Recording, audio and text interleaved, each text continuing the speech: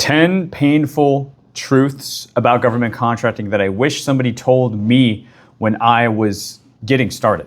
Number one, these are going to get increasingly painful, okay? So if you hear the first couple and you're like, that's not that bad, okay, we'll just stick around.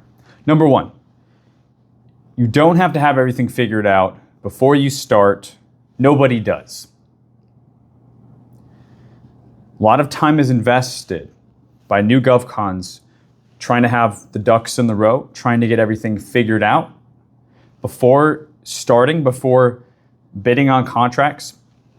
And the truth is, nobody has it figured out. Even when you do that, there will still be stuff to figure out. So yes, there's a minimum amount of things that you should figure out, but there's a lot of paralysis analysis and just being stuck that comes from this very first beginning level truth.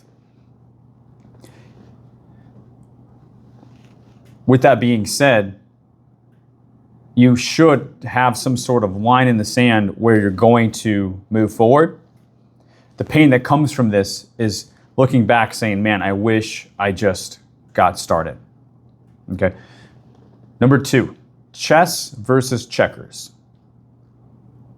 So another painful truth, painful for many of you guys as well in government contracting. This is a game of chess, but some of you are still playing, many of you are still playing checkers. So would you rather play chess in a chess match, or would you rather play by the rules of checkers? Simply stated, in the commercial world, being a specialist is what wins. Okay? The best roofer gets the roofing contract.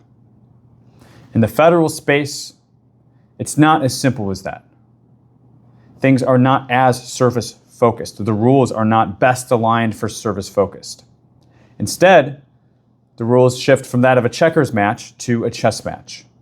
And the rules of chess in the federal space switch from going service focused to mission focused. And simply put, what this means is a federal contracting officer, a federal contracting agency would rather work with a small business government contractor that understands the ins and outs of being a government contractor, as opposed to a commercial-based business that has no idea how to do business with the federal government, and they might mess up their contract. Now, that doesn't mean that you can't be new, but also even have a leg up on the 10, 20-year commercial-based business if you can learn these rules of playing chess, become mission-focused. This is why things like the umbrella strategy exist, because you're working backwards from what the government wants to offer. But more than that, you are showing up to support the mission. Because guess what? That's the contracting officer's job. They are procuring goods and services because they have an overall mission to support. And if you're signing up to support the mission as well, which means making contracting's jobs easier, right? Not approaching it from a checkers match saying, well, this is what we're going to do and this is how it's going to be. It doesn't work that way. You will grow faster. You will win contracts faster if you can shift and understand this subtlety in the change of the rules of being service-focused versus being mission-focused. Number three, your business and NAICS codes are not in concrete, guys.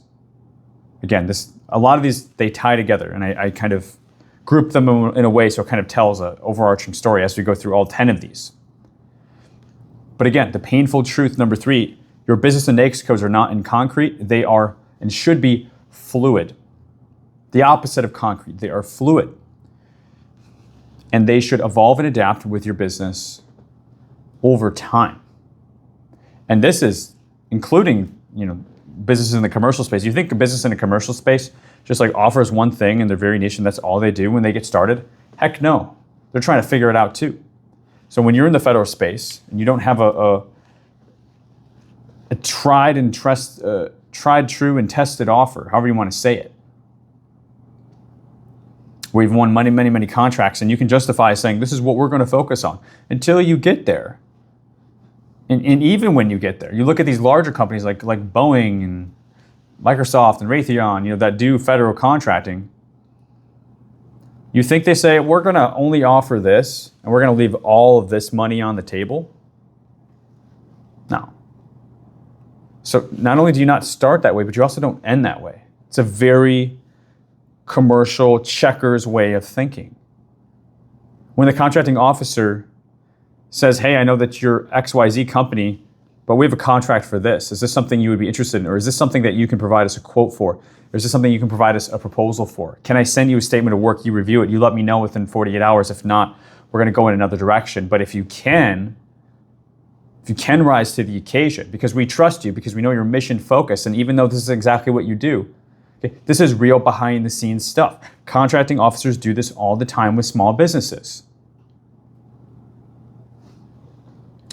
So if you're in concrete, you're not going to be able to adjust. You're not going to have the ability to, I won't say pivot, but I will say grow. I will say expand. I will say rise to the occasion. What business does not grow, expand, and rise to the occasion when they have an opportunity? What business just says, oh no, that's not what we do? Now granted, if it's for peanuts and you're going to be overly distracted and not focused and chasing a million different things and you're going to go nowhere, true. But I mean, if this is a valid and perhaps good-sized federal contract, what are you going to do? So again, not staying in concrete, remaining fluid, listen to the feedback. Listen, if something's not working, that doesn't mean the federal space is rigged or bad. You're telling me you're doing something and it's not working. What do you think you should do? Yeah, well, I mean, I guess you could give up. That's one option if you're a quitter. Or you can change what you're doing. Change it up. But don't sit here and do the same thing over and over and over and get frustrated until you quit. Change it up. Go after other opportunities. Go after bigger opportunities. Go after different opportunities. Go after different agencies, different departments. You have a lot of options here. It's all part of being fluid and not in concrete. Number 4, you don't need to set up different businesses for different capabilities. I hear this a lot from you guys. Okay, well, we want to have a business for HVAC, we want to have a business for IT, and we want to have another kind of catch-all business. So we'll register 3 entities in SAM, 3 different cage codes. Here's the thing. This is operating from a place of fear. You don't realize it's fear yet. You don't realize that you're being driven by fear. You feel like you're being driven by intelligence.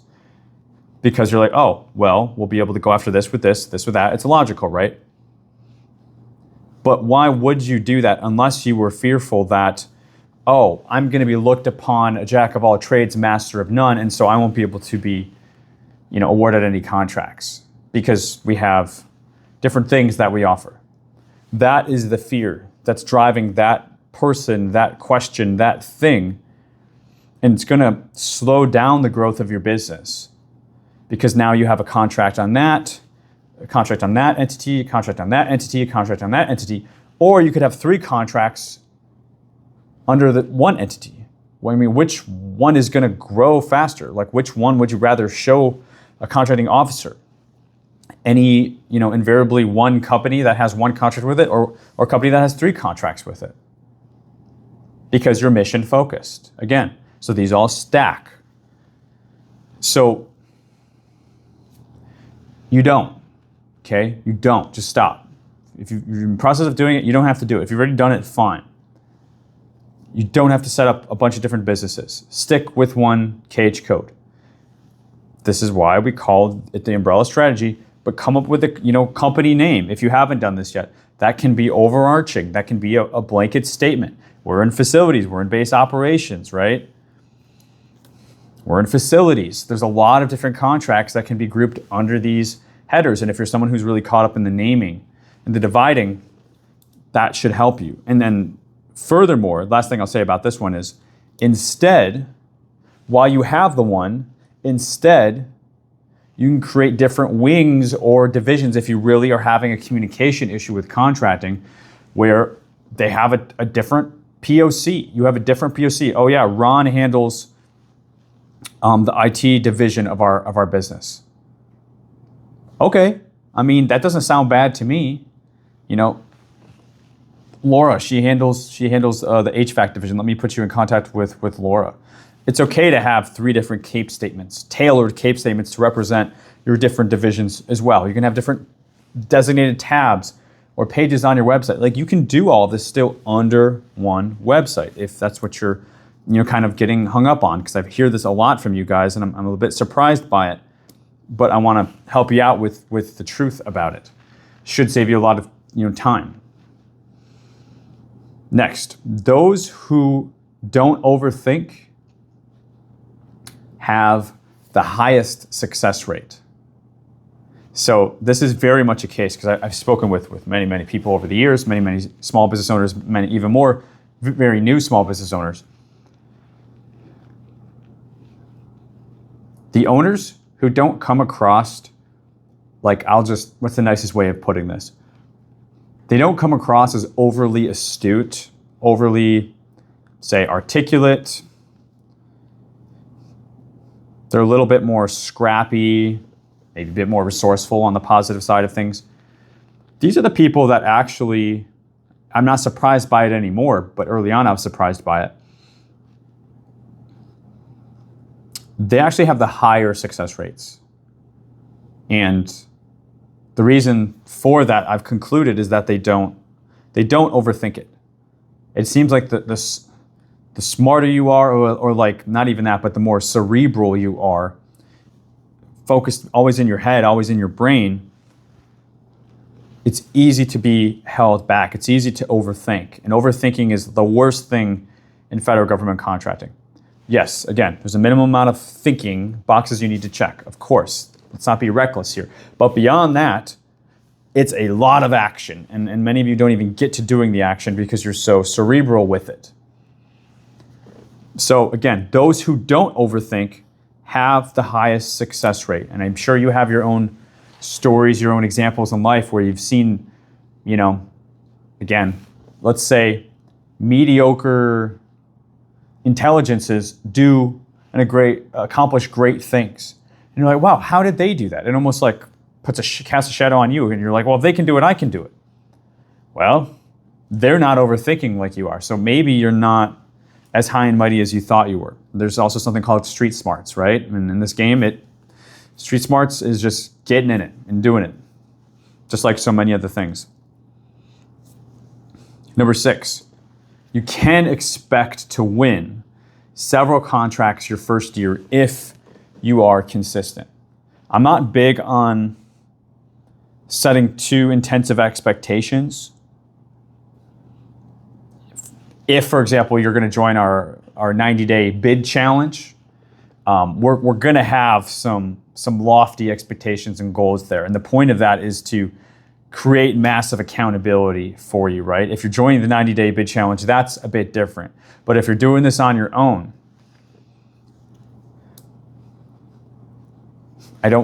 this is certainly not a get-rich-quick field. It's get-rich-quick slow, or get-rich slow.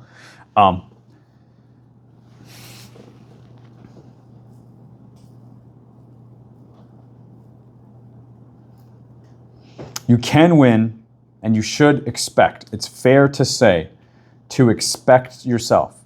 Tell yourself, I expect to win. It's okay to do this. At least several contracts your first year, 12 months, if and only if you are being consistent. If you're not consistent, that whole thing goes away. You might win 0. You do it for a couple months, take a couple months off, do it for a couple months off. Doesn't seem like a big deal because you were active for 6 months throughout the year. 0. If you're consistent every month, couple, maybe more. It also depends on the size of the contracts you're going after too. But you're not doing all this for nothing. You're doing this for something. You're doing this for money. I mean, this is a wealth sector. You're doing this for wealth. Like, let's not joke, let's not be two ways about it and call it for what it is. You're doing this for money. You're doing this to get paid. Okay, I'm not the get-rich-quick guy. I'm not the guy flashing money on YouTube thumbnails, okay? There's other people for that. I don't really do that way because I don't want to send the wrong message. But I also don't want to stray too far from the message that, yes, this is about money. This is about building a business, building the wealth sector of your life and your business. So there needs to be expectations around this that are reasonable, that make it worth doing. So just ask yourself, what type, how big, what are the scopes of contracts that you would like to win this year, over the next 12 months, maybe before the end of the year here. That should be an adequate amount of heat, pressure that you're putting on yourself to remain consistent. And then just don't give up, for God's sake. Don't quit. Don't give up. It's always darkest before the dawn. Next, you can probably handle larger contracts than you realize. Whether you're just getting started or you've been doing this, you could probably handle larger contracts than you realize. Your own fear and comfort level is what's holding you back. And that's understandable. I'm not being trite by saying that. I understand. I get it. So the point of mentioning that is probably just for the amount of time that is spent going after very, very small contracts. I think that time can be reduced. I think it can be greatly reduced. You want to do a few of the small ones, like very small ones, I mean. 50K and under, I mean. Maybe even 100K and under, I mean. Do a few, and you got to ratchet it up. Don't spend too much time there.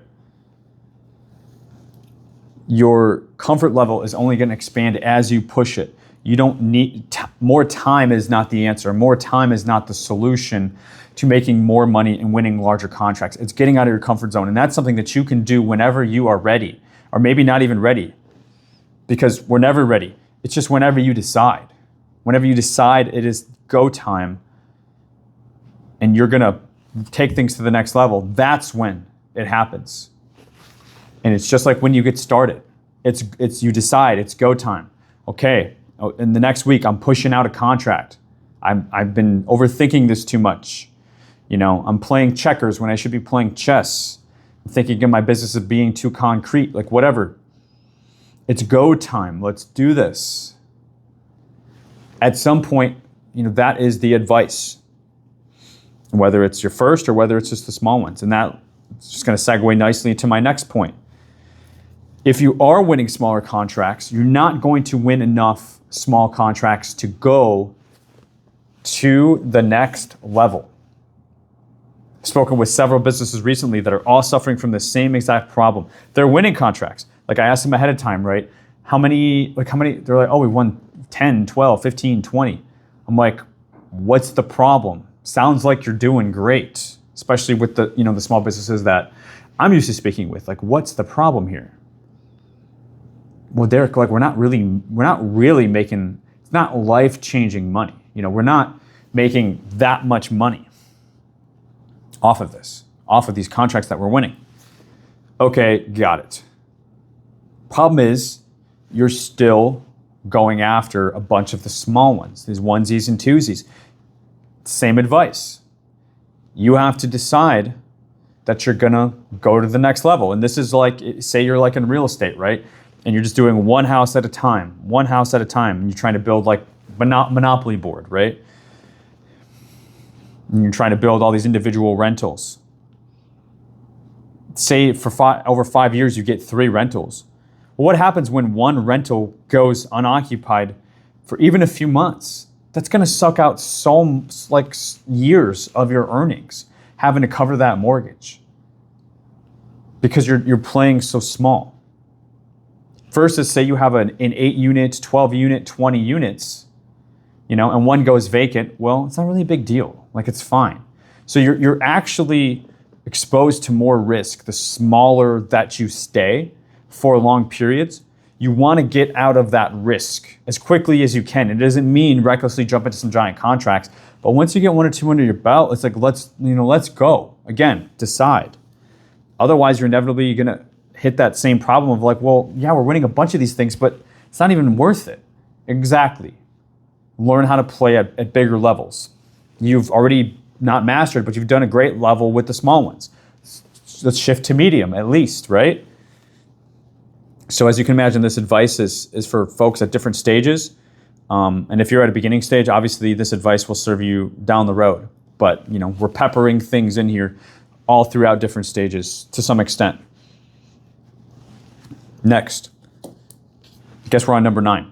Contracting officers, many of them, not all, but many contracting officers are learning. They're learning on your contract or contracts. They are learning They got their chair 3 months ago. They probably know less than you, especially if you're watching GovKid Method videos. They probably know less than you. Again, I'm not being trite. I'm being bold on purpose. You know why I can be bold? You know how many calls I get from contracting officers? Calls that I get from contracting officers saying, hey, Derek, we know what the other side of the fence looks like, but we don't know how to win contracts. And it's fine. It's great. Totally understandable. Like, in my opinion, because I know they shouldn't know how to win contracts, right? But we assume, right? So it's almost unfair to the KO or the CO to put them on a pedestal. Guys, you know how positions work in the federal government, especially the DoD? They're rotating. You know, everyone's up for that promotion. You know, you're trying to increase your GS level, like whatever, right? That is the game. Anybody who knows anybody who's a GS level, whatever, they're trying to get to that next level. That's what their whole mission personally is about. So if they're level 1, they're trying to become level 2 or whatever. You know, contracting officers, they have tests that they have to pass to obligate taxpayers' dollars. And I don't have the thresholds memorized. You can look up the thresholds if you want to. But for example, let's say it's 5 million and under. Okay, well, or 1 million and under, right? Or it's up to 20 million, or it's infinite, essentially. Like there's no ceiling at the top level. So you don't know who the contracting officer is that you have that's signing off of on your contract. And since we're talking about, you know, relatively smaller contracts under 10 million, it's very likely that they're newer. They're like a level 1. And you guys have seen it where you see stuff from an old contract, copy and paste it into the solicitation that you're looking at. It doesn't even pertain. So we know, okay, they're new. They just passed the test. They've got all these templates. You know, they had a class on the regulations, but they have zero experience in implementing those. So it's like, it's fine, but don't put them on a pedestal. They're learning too. They have a job to do too. And yes, there are 30-year veteran contracting officers that will bust your butt because they know their stuff so well. And their whole job is to like squeeze pennies out of contractors during negotiation. For sure, been there, done that. But that's not where you're at. And very often where you're at is these contracting officers that are learning on your contracts. So it's okay to dig your heels in. Know your stuff, know your paperwork, know your contracts. Don't let anybody boss you around. Don't let anybody push you around. It's okay to cite FAR clauses. It's okay to correct them. I've corrected many in my career. And then they're like, oh, I didn't know that. But nobody tells you these things. But these are painful truths. Okay, these are truths that you can only learn through experience and through going through it, right? They're very, very valuable. All these are extremely valuable things that you really only get to figure out if you're in this long enough. And I've been in this for over a decade, and I have the unique vantage point of many different lenses at this stage, which I'm blessed and grateful for. And I try to give this back to you. And a lot of it may just be over your head, and you can't. But down the road, I bet you're going to say, you know what? Derek was right. Or down the road, I remember Derek saying that. I remember, or some of you are like, you're like me, where you got to learn it for yourself. And you're like, you appreciate the advice, but you have to learn all the hard lessons. I get it. It's fine. Because I have that too. Like, man, Derek, I wish I listened to you a year ago. I wish I listened to you 2 years ago. I've been following you for two and a half years. Maybe they burn themselves out for 9 months in supplies contracts, and they're like, okay, Derek, you're right. But that's why advice only goes so far. People have to learn these lessons for themselves. Number 10, contracting officer representatives similarly are not your boss. If you do have a boss, it's going to be more the contracting officer. It's certainly not the contracting officer's representative. For those of you who don't even know what that is, a core is the boots on ground person who is there to enforce the contract and to enforce the contract only. They are not eligible. It is not within the confines of their job description to interpret the contract. That is only the contracting officer's job because they took the test. They can obligate taxpayers' dollars. But what you don't know is when you win a contract, or inevitably you're going to run into a contract where you have a core, and this is their baby, right? Maybe they have a couple projects max, right? So they put all their time and attention to it, and they're going to want to like micromanage you, and they're going to be on top of your people, and they're going to try to say, well, do this, you know, this would be a little bit easier, this would save a little bit more time, this would save a little bit more money, just do it this way. You cannot do that. You cannot do that. You can only do what the contracting officer interprets the contract. And if they stamp off on it, fine. But if you do something that's out of scope, out of contract, because the boss, the core wants you to do it because it's their baby and they've got nothing else better to do but to micromanage you, then if somebody gets hurt or that core leaves, which they do, and then the new core takes over, and they're like, well, why the hell are you doing this? Oh yeah, we're not going to pay you for that. Or you're on your own because you did something out of scope. Or now you're behind because you started listening to do it that way, and we were going to swap these two things, so you're going to get to that later. No, your contract says you got to get to that now. So now you're late. Now now you owe us liquidated damages. These things happen. They do happen. Not only stick to your contract, dig your heels in the ground. Get those bad boys half an inch in the dirt. You're not moving. No core is going to push you around. I don't care if it's a male or it's a female. There's lots of ball busters out there. I don't care. Okay? You know your contract. You know everything goes through contracting. You are not going to put yourself in a vulnerable position where you're going to be out money, time, employees, whatever. Stress, frustration, nightmare contracts develop that way. We're not going to do it just to keep a core happy because we're afraid to not ruffle any feathers. Screw that. The core is not going to give you another contract. It's the contracting officer. That's whom you need to keep happy. That's whom you need to build a business relationship with. It's not the core. Okay, they're essentially glorified babysitters, many of them. And there's some good ones out there, but there's so many more they don't even know their jobs because they try to get you to do stuff that you shouldn't because it's their own personal agenda. Or they're going to be the end user. They're like, hey, can you just throw in some whatevers? I'm the end user anyways, so just make me happy. I'd really love to. Here's what I'll do. I'll send an email to contracting. I'll CC you on it. I'll put in the formal request to modify the contract. If that gets added, money gets added, we're more than happy to do that, sir or ma'am. But other than that, our hands are tied by the legalities that are written into our contract with the Army, with the VA, with the Air Force, with DOT, whatever. That really is your only response to a core that's doing something like that. If you want to be a people pleaser, which I know many of you probably are, and you want to mess around and find out, by all means, but just know you're inviting in problems and frustration and possibly worse. So guys, I did mention it, the 90-day bid challenge. If you want me to work with you to bid on 10 contracts together over the next 90 days, I will have information. We are currently enrolling. Enrolling will close here soon, and then you'll have to wait till the next cohort opens. Okay, so I'll have information for that down below. If you like today's video and you're new to the channel, welcome. Thanks for hanging out with me. I hope that you like my bold, transparent style. I really do try to bring you the truth. And today it's the 10 painful truths that I wish I knew when starting government contracting. And if you stayed all the way to the end of the video, I'm willing to bet at least one or two of these really stuck with you. Maybe more, hopefully more.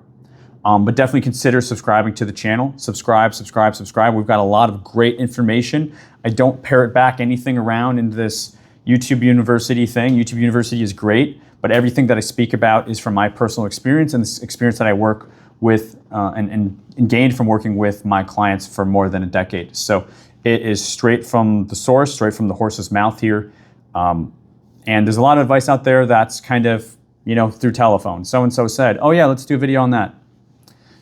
This is all original, integrous stuff that I put here on the channel. So hopefully that earns your subscription if you're somebody who follows other people. Hopefully I'm adding something different to only benefit you, give you additional insights, different additional angles to help you get started in government contracting and build wealth in the federal government contracting space.